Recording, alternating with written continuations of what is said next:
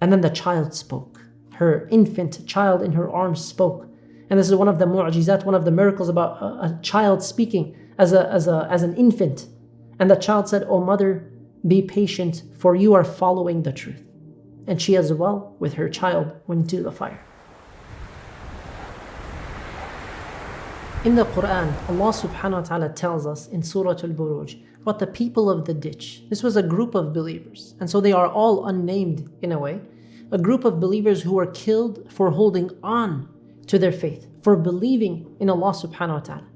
Now, external to this story, there is a relevant part of the story, a context that's given to us in an authentic hadith.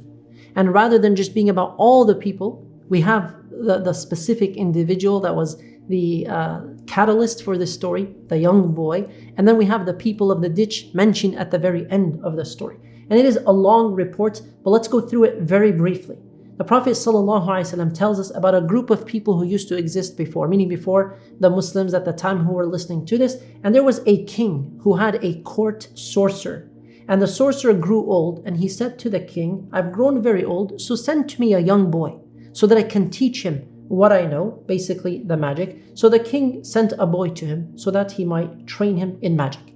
On the way to the sorcerer, that young boy ended up meeting a monk being a righteous person who believes in Allah subhanahu wa ta'ala. He sat with him, and the boy listened to the monk, and he was very impressed by it. So every time he went to meet the sorcerer to be trained, he also passed by the monk and he would sit with him. And when he came to the sorcerer, eventually he started realizing the boy's coming late. So he was beaten, he was hurt, he was punished for it. He complained about it to the monk. So the monk advised him, "When you feel afraid of the sorcerer, tell him my family has made me late. And when you feel afraid of your family, tell them the sorcerer made me late." So this is what the boy, we assume, started to do. One day, it happened that there was a huge beast of prey, and it blocked the path of the people. And the boy was there. He said, "Today I will find out whether the sorcerer or the monk is superior. The things that I learned from the monk or the things that I learned from the sorcerer." So the boy picked up a stone and he said, "O Allah, if the affairs of the monk are dearer to you than the affairs of the magician or the sorcerer, then bring death to this animal so that the people can move about freely." And as he made this dua, he threw the stone and it ended up killing the beast of prey. So what happens here? The boy is now aware of what is right. He's now aware of what is superior, and the people are now able to pass freely. The boy ended up going back to the monk and he told him about what happened. How did he respond? The monk said to him, "My son, today you are better than me. You have surpassed me. Your affairs have reached a stage in which I fear that now you will be tested. Now you're going to go through some kind of trial. And in case you are put to the test, do not reveal my identity." So in other words, he's telling him, be very cautious. That young boy ended up now starting to heal the blind by the will of Allah subhanahu wa ta'ala, and those suffering from other diseases, all types of illnesses. And then one day, a companion of the king who was blind, he heard of the young boy, he heard about it. So he came basically with numerous gifts, and he said, "If you heal me, all these things here will be for you." And then he said, "I myself do not heal anyone. It is Allah subhanahu wa ta'ala who heals. If you believe as well in Allah subhanahu wa ta'ala, I will pray to Allah to heal you." That man who was sick started to believe in Allah subhanahu wa ta'ala, and Allah subhanahu wa ta'ala healed. And he came back to the king, that man came back to the king and sat by his side as he used to sit before. The king asked him, "Who restored your eyesight?" He said, "My Lord." He asked, "Do you have any Lord other than me?" He said, "My Lord and your Lord is Allah." So the king took hold of him and he tortured him until he revealed the identity of the boy. So that man was tortured, and now the boy is exposed. The boy was then called to the king. And the king said to him, "O boy, it has been conveyed to me that you've become so advanced in your magic that you're healing the blind and those suffering from other illnesses. You're doing such and such." And then he said, "I do not heal anyone. It is Allah who heals." He's sticking to what he truly believes. So the king took hold of him and began to torture him. What happens next? Eventually he revealed the identity of the monk.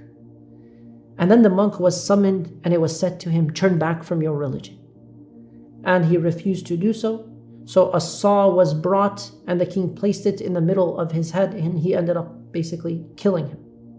And then the courtier of the king was brought and it was said to him, turn back from your religion. He refused to do that.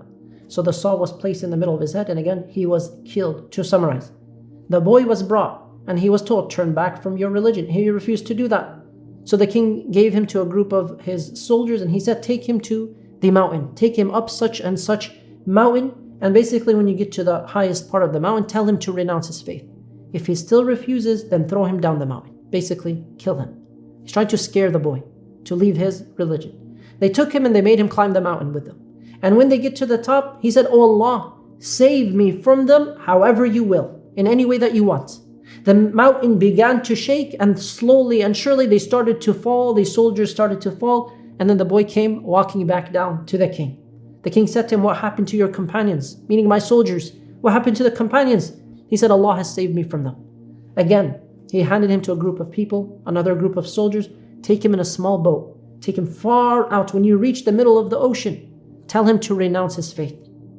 And if he doesn't do that, then throw him in and basically kill him. What happens? They take him out in the boat. They say the same thing. He says, oh Allah, save me from them in any way that you want. In anything that you want to do, basically, save me from them. And what they want to do, their plan. It was not long before the boat overturned. The courtiers, the soldiers drowned, and the boy ended up surviving. He came back walking to the king. We can imagine he's probably frustrated and devastated. This boy came back again. What's going on with my soldiers? What happened to your companions? And he said, Allah saved me from them. And then he said to the king, you cannot kill me until you do what I ask you to do. And he said, what is that? Imagine this king really wants to kill this boy and stop people from converting to his religion of belief in God. He says, what do I have to do? Tell me what I need to do. He said, gather all the people and then tie me to the trunk of a tree and take an arrow from my quiver and then say the following words. In the name of Allah, the Lord of the boy. That's what you have to say. And then shoot that arrow. If you do that, then you're going to be able to kill him. So he just gave him the keys to killing him. What happens?